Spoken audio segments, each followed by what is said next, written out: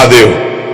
भक्तों, यदि आप विवाहित हैं और इस बार सावन में हरी चूड़ियां पहनने की तैयारी कर रही हैं, तो आज की ये वीडियो आपके लिए अत्यंत महत्वपूर्ण है, क्योंकि शास्त्रों में एक ऐसी बात बताई गई है जिसे बहुत कम महिलाएं जानती हैं। अधिकतर महिलाएं बाजार से हरी चूड़ियां तो खरीद लेती हैं, लेकिन उन्हें ये नहीं पता होता कि आखिर इन्हें किस दिन खरीदना सबसे शुभ माना गया है, किस समय पहनना चाहिए और कौन सी ऐसी छोटी सी गलती है जिसके कारण शुभ फल मिलने के बजाय अशुभ परिणाम भी देखने को मिल सकते हैं। यही कारण है कि कई बार पूरी श्रद्धा से पूजा पाठ करने के बाद भी मनचाहा फल प्राप्त नहीं होता। आज की इस वीडियो में हम विस्तार से जानेंगे सावन चूड़ियों का धार्मिक महत्व क्या है, इन्हें खरीदने का शुभ दिन कौन सा है, पहनने का सही समय क्या है, किन दिनों में भूल कर भी इन्हें नहीं खरीदना चाहिए और आखिर क्यों मां पार्वती को अर्पित करके पहनी गई चूड़ियां विशेष रूप से शुभ मानी जाती हैं। अगर आप चाहती हैं कि भोलेनाथ और मां पार्वती की कृपा आपके परिवार पर बनी रहे, पति की आयु, स्वास्थ्य और उन्नति के लिए आपका श्रृंगार वास्तव में मंगलकारी बने, तो इस वीडियो को अंत तक अवश्य देखिएगा। बीच में वीडियो छोड़ने की गलती बिल्कुल मत कीजिएगा, क्योंकि अंत में मैं एक ऐसा छोटा सा उपाय भी बताऊंगा जिसे बहुत कम महिलाएं जानती हैं। अगर आप भगवान भोलेनाथ और मां पार्वती में श्रद्धा रखते हैं तो वीडियो को अभी लाइक कर दीजिए, कमेंट में पूरे विश्वास के साथ लिखिए ओम नमः शिवाय। और यदि हमारे चैनल शिव होम टीवी पर पहली बार आए हैं तो चैनल शिव होम टीवी को सब्सक्राइब करके बेल आइकन अवश्य दबा दीजिए, ताकि सावन व्रत, पूजा और सनातन धर्म से जुड़ी ऐसी महत्वपूर्ण जानकारियां सबसे पहले आपको मिलती रहें। चलिए बिना समय गंवाए शुरू करते हैं। मेरी प्यारी बहनों, आज मैं आप सबसे एक छोटी सी बात पूछना चाहता हूं। जब सावन का महीना आने वाला होता है तो क्या आपके मन में भी एक अलग ही आनंद नहीं जागता? क्या ऐसा नहीं लगता कि फिर से भगवान भोलेनाथ के मंदिरों में घंटियों की ध्वनि गूंजेगी, शिवलिंग पर जल चढ़ेगा, घर घर में ओम नमः शिवाय का जाप होगा और हर सुहागिन अपने पति के सुख, सौभाग्य और लंबी आयु की कामना करते हुए मां पार्वती का आशीर्वाद मांगेगी। यदि आपके मन में भी ऐसा भाव आता है तो समझ लीजिए कि ये केवल एक परंपरा नहीं बल्कि आपकी श्रद्धा की सबसे सुंदर अभिव्यक्ति है। लेकिन बहनों, श्रद्धा जितनी पवित्र होती उतना ही आवश्यक होता है सही ज्ञान। कई बार हम पूरी निष्ठा से पूजा करते हैं, पूरे मन से व्रत रखते हैं, 16 श्रृंगार भी करते हैं, फिर भी मन में कहीं ना कहीं एक प्रश्न रह जाता है कि आखिर वो शांति, वो कृपा और वो आनंद क्यों महसूस नहीं हो रहा जिसकी हमने कामना की थी। ऐसा क्यों होता है? क्या भगवान हमारी पूजा स्वीकार नहीं करते? नहीं, भगवान तो अपने भक्त का प्रेम देखते हैं। उनके लिए सोना चांदी, बड़े बड़े चढ़ावे या महंगे आभूषण नहीं, बल्कि भक्त का निर्मल मन सबसे बड़ा उपहार होता है। लेकिन हमारे आरसी मुनियों ने एक बात और समझाई है। उन्होंने कहा कि जब श्रद्धा और सही विधि दोनों साथ चलती है तब पूजा का पुण्य और भी अधिक फलदायी माना जाता है। यही कारण है कि आज हम एक ऐसी छोटी सी बात पर चर्चा करेंगे जिसे बहुत सी महिलाएं अनदेखा कर देती हैं। वो बात है सावन की हरी चूड़ियां। बहनों, आपको ये सुनकर आश्चर्य होगा कि हर साल हजारों महिलाएं पूरे उत्साह से हरी चूड़ियां खरीदती हैं, लेकिन उनमें से अधिकांश को ये पता ही नहीं होता कि इन्हें खरीदने का शुभ समय क्या माना जाता है, किस दिन पहनना उचित माना जाता है और पहनने से पहले कौन सा छोटा सा धार्मिक कार्य करना चाहिए। आज की पूरी चर्चा इसी विषय पर है, इसलिए मैं आपसे निवेदन करता हूं कि इस वीडियो को बीच में छोड़कर मत जाइए। हो सकता है कि आज आपको ऐसी बात पता चले जो आपने पहले कभी विस्तार से न सुनी हो। यदि आपके हृदय में भोलेनाथ और मां पार्वती के प्रति श्रद्धा है तो वीडियो को भी एक लाइक अवश्य कर दीजिए।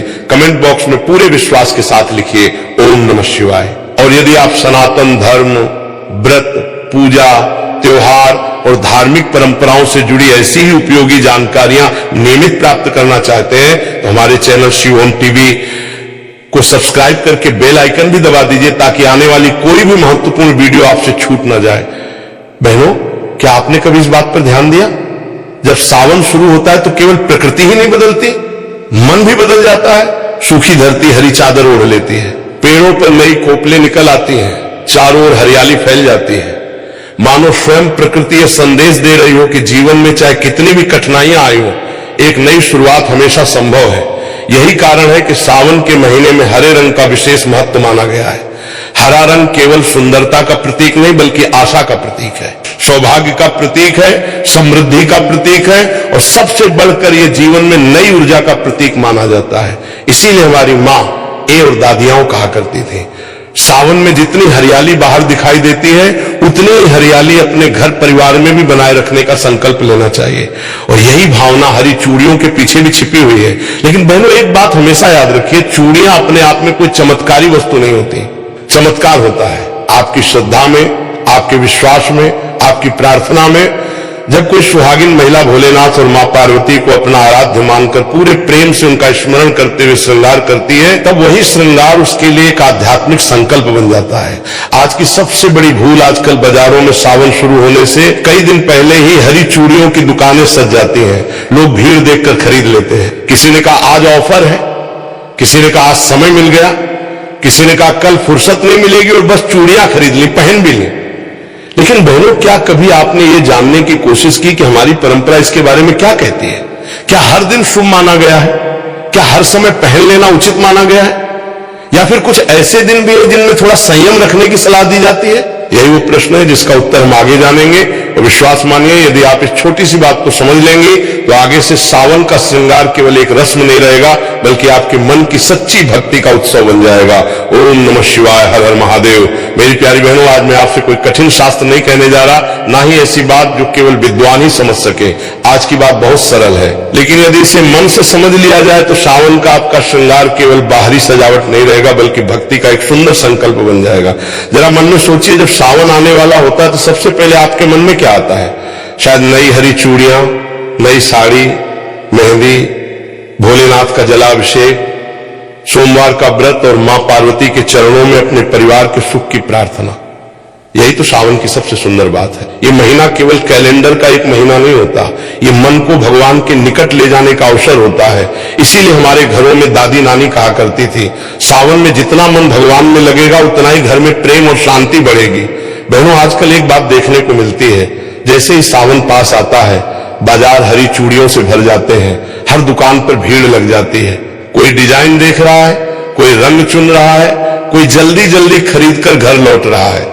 लेकिन बहुत कम लोग एक प्रश्न पूछते हैं, क्या केवल हरी चूड़ियां खरीद लेना ही पर्याप्त है? क्या जिस दिन समय मिल जाए उसी दिन खरीद लेना ठीक है? क्या पहनने से पहले कोई विशेष भावना या प्रार्थना भी होनी चाहिए? यहीं से हमारी आज की चर्चा शुरू होती है। बहनों, याद रखिए, सनातन परंपरा में किसी भी वस्तु का महत्व केवल इसलिए नहीं होता कि वो सुंदर है। उसका महत्व इसलिए होता है क्योंकि उसके साथ एक भाव, एक संकल्प और एक आध्यात्मिक अर्थ जुड़ा होता है। हरी चूड़ियां भी उसी भाव का प्रतीक हैं। वे हमें हरियाली की याद दिलाती हैं। हरियाली केवल खेतों की नहीं, रिश्तों की भी होती है, घर की भी होती है, मन की भी होती है। जब मन सूख जाता है तो जीवन में आनंद कम होने लगता है। जब रिश्तों की हरियाली बनी रहती है तो कठिन समय भी सरल लगने लगता है। इसीलिए हमारे पूर्वजों ने सावन में हरे रंग को शुभता, आशा और मंगल का प्रतीक माना। लेकिन बहनों, एक बात हमेशा ध्यान रखिए, यदि कोई महिला ये सोच ले कि मैंने हरी चूड़ियां पहन ली, अब अपने आप सब ठीक हो जाएगा, तो ये समझ अधूरी है। धार्मिक परंपराएं हमें कभी भी केवल वस्तुओं पर निर्भर रहना नहीं सिखाती, वे हमें सिखाती हैं वस्तु से पहले भाव, श्रृंगार से पहले श्रद्धा और पूजा से पहले नम्रता। भोलेनाथ को बेलपत्र इसीलिए प्रिय नहीं कि वो दुर्लभ है, उन्हें वो प्रिय है जो प्रेम से अर्पित किया जाए। एक लोटा जल भी सच्चे मन से चढ़ाया जाए तो उसका महत्व बहुत बड़ा माना गया है। ठीक उसी प्रकार यदि हरी चूड़ियां भी भोलेनाथ और मां पार्वती का स्मरण करके धारण की जाए तो उनका आध्यात्मिक महत्व और बढ़ जाता है। एक छोटी सी घटना, एक गांव में दो पड़ोसन रहती थी। दोनों हर साल सावन का व्रत रखती थी। दोनों हरी चूड़ियां भी पहनती थी। पहली महिला बाजार से चूड़ियां लाती, पहनती और अपने काम में लग जाती। दूसरी महिला भी वही करती थी, लेकिन एक छोटा सा अंतर था, वो घर आकर सबसे पहले स्नान करती, फिर भोलेनाथ और मां पार्वती के सामने दीपक जलाती, हरी चूड़ियों को एक थाली में रखती, उन पर हल्दी और अक्षत अर्पित करती और हाथ जोड़कर कहती, हे भोलेनाथ, यदि श्रृंगार में कोई शुभता है तो वो आपकी कृपा से ही है। मेरे परिवार में प्रेम बना रहे, मेरे मन में अहंकार कभी ना आए और मेरी श्रद्धा हमेशा बनी रहे।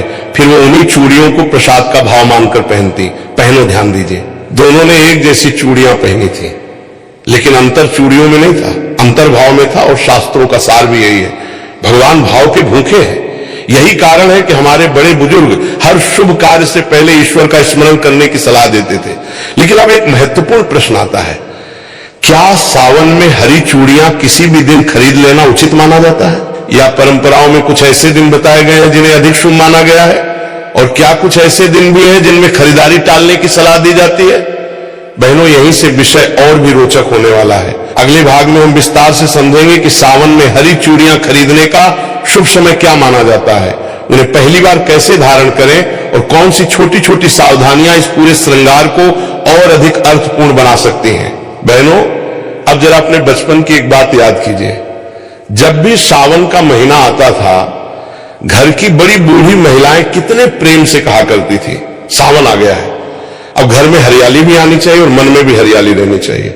उस समय शायद हम इन बातों का अर्थ नहीं समझते थे, हमें तो बस इतना अच्छा लगता था कि घर में पूजा होगी, मेहंदी लगेगी, झूले पड़ेंगे और माँ या दादी नई हरी चूड़ियां पहनेंगी। लेकिन जैसे जैसे जीवन आगे बढ़ता है तब समझ में आता है कि हमारे पूर्वज केवल रस्में निभाने के लिए ये सब नहीं करते थे, हर परंपरा के पीछे कोई न कोई भाव अवश्य छिपा होता था। सावन की हरी चूड़ियां भी उसी भाव का एक हिस्सा है।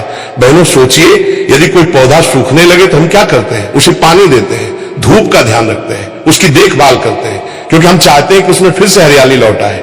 ठीक उसी प्रकार परिवार भी एक पौधे की तरह होता है, यदि उसमें प्रेम, सम्मान, धैर्य और विश्वास का जल मिलता रहे तो वो हमेशा हरा भरा रहता है। और यदि मन में क्रोध, अहंकार और कटु वचन बढ़ जाए तो धीरे धीरे रिश्तों की हरियाली कम होने लगती है। यही कारण है कि सावन हमें केवल भोलेनाथ की पूजा करना नहीं सिखाता, बल्कि अपने व्यवहार को भी मधुर बनाने की प्रेरणा देता है। श्रृंगार का अर्थ केवल सजना नहीं है बहनों। आज के समय में श्रृंगार को अक्सर केवल सुंदर दिखने से जोड़कर देखा जाता है, लेकिन सनातन परंपरा में श्रृंगार का अर्थ इससे कहीं अधिक गहरा है। जब कोई सुहागिन अपने माथे पर सिंदूर लगाती है, हाथों में चूड़ियां पहनती है, मांग में कुमकुम सजाती है, तो वो केवल स्वयं को नहीं सजा रही होती, वो अपने जीवन में मंगल, सौभाग्य और शुभ संकल्पों का सम्मान कर रही होती है। इसी कारण हमारे यहाँ कहा गया कि श्रृंगार हमेशा प्रसन्न मन से करना चाहिए। क्रोध में, झगड़े के तुरंत बाद या मन में नकारात्मकता लेकर किया गया कोई भी शुभ कार्य अपने वास्तविक आनंद को खो देता है। इसलिए यदि आप सावन में हरी चूड़ियां धारण करें तो पहले अपने मन को शांत करें, 2 मिनट भोलेनाथ का स्मरण करें, फिर मां पार्वती से प्रार्थना करें, हे मां मुझे ऐसा विवेक दीजिए कि मैं अपने परिवार में प्रेम, धैर्य और सम्मान बनाए रख सकूं। बहनों, विश्वास मानिए, ऐसी प्रार्थना मन को भीतर से बदल देती है। एक प्रश्न जो हर महिला को स्वयं से पूछना चाहिए, मैं आप सबसे एक प्रश्न पूछना चाहता हूं, जब आप हरी चूड़ियां खरीदती हैं तो आपके मन में पहला विचार क्या होता है? क्या ये कि लोग क्या कहेंगे, या ये कि ये रंग मुझ पे कैसा लगेगा, या फिर ये कि मैं भगवान के सामने श्रद्धा से ये श्रृंगार करूंगी? बहनों, मन की दिशा ही पूजा की दिशा तय करती है। यदि मन केवल दिखावे में उलझ जाए तो पूजा एक रस्म बनकर रह जाती है, लेकिन यदि मन में समर्पण हो तो वही छोटा सा कार्य भी साधना बन सकता है। इसीलिए हमारे ऋषियों ने बार बार कहा, बाहरी पूजा से पहले भीतरी पूजा आवश्यक है। भीतरी पूजा क्या है? मन से ईर्ष्या कम करना, कटु वचन छोड़ना, घर में मधुरता बनाए रखना, बड़ों का सम्मान करना और भगवान पर विश्वास रखना।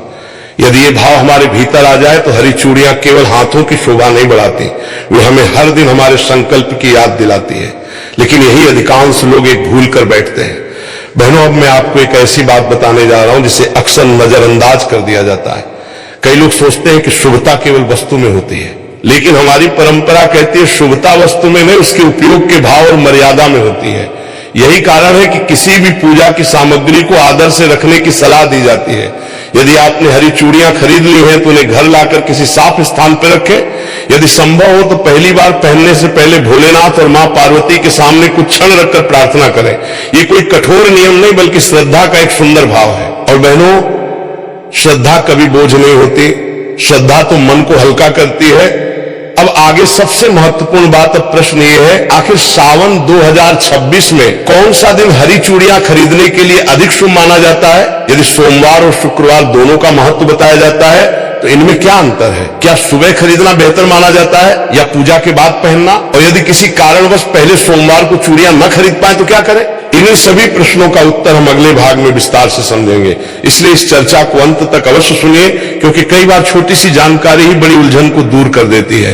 बहनों, एक बात हमेशा याद रखिए, भोलेनाथ का मार्ग कभी भी दिखावे का मार्ग नहीं रहा।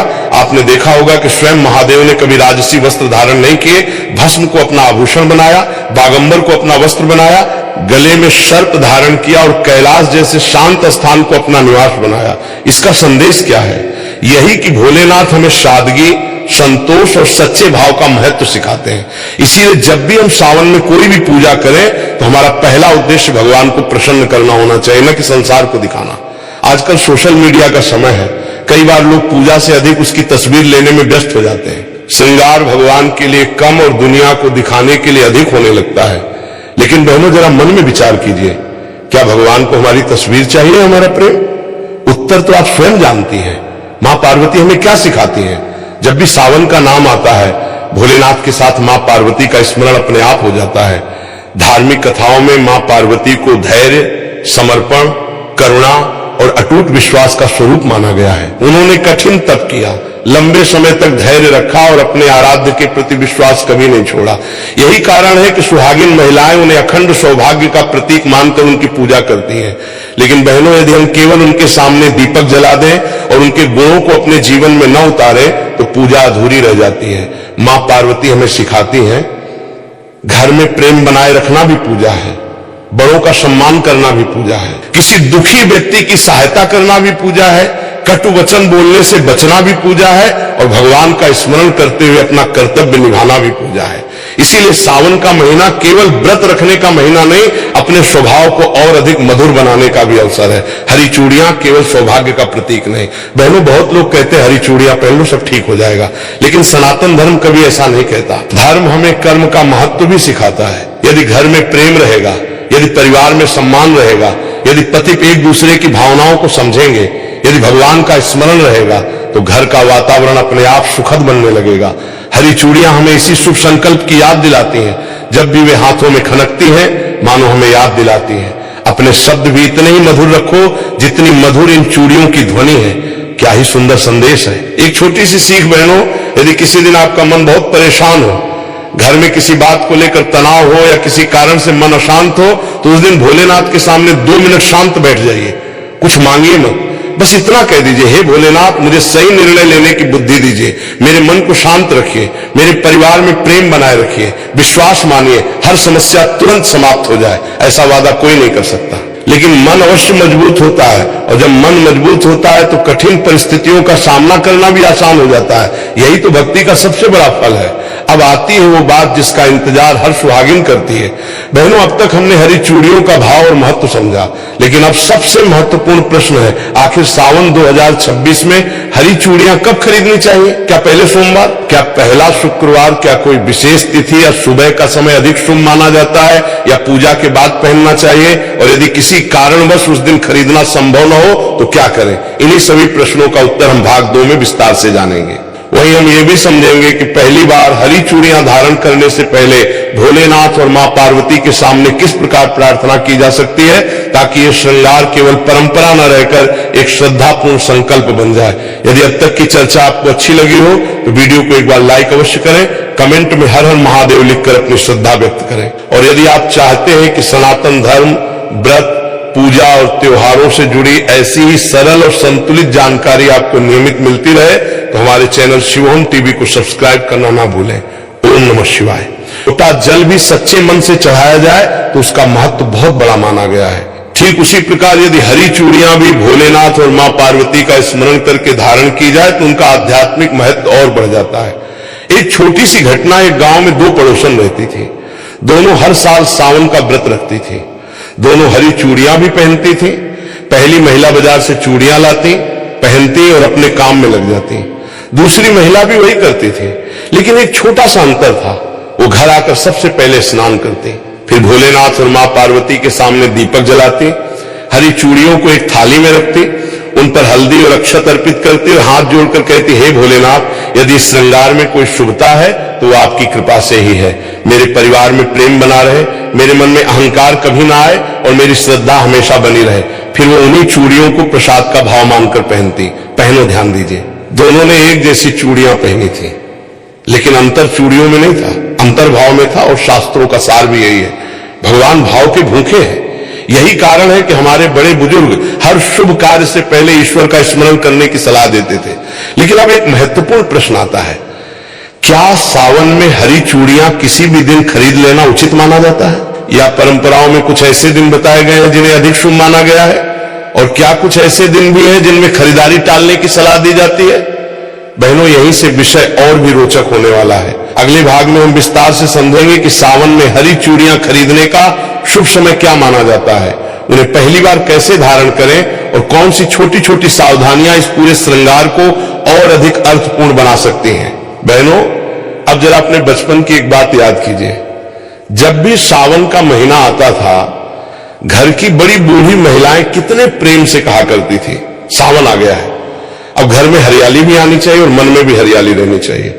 उस समय शायद हम इन बातों का अर्थ नहीं समझते थे। हमें तो बस इतना अच्छा लगता था कि घर में पूजा होगी, मेहंदी लगेगी, झूले पड़ेंगे और माँ या दादी नई हरी चूड़ियां पहनेंगी। लेकिन जैसे जैसे जीवन आगे बढ़ता है तब समझ में आता है कि हमारे पूर्वज केवल रस्में निभाने के लिए सब नहीं करते थे।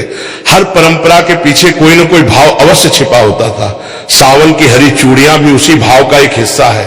बहनों सोचिए, यदि कोई पौधा सूखने लगे तो हम क्या करते हैं? उसे पानी देते हैं, धूप का ध्यान रखते हैं, उसकी देखभाल करते हैं, क्योंकि हम चाहते हैं कि उसमें फिर से हरियाली लौट आए। ठीक उसी प्रकार परिवार भी एक पौधे की तरह होता है। यदि उसमें प्रेम, सम्मान, धैर्य और विश्वास का जल मिलता रहे तो वो हमेशा हरा भरा रहता है।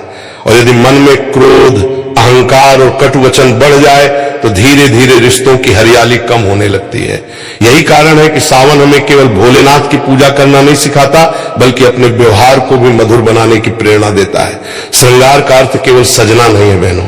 आज के समय में श्रृंगार को अक्सर केवल सुंदर दिखने से जोड़कर देखा जाता है, लेकिन सनातन परंपरा में श्रृंगार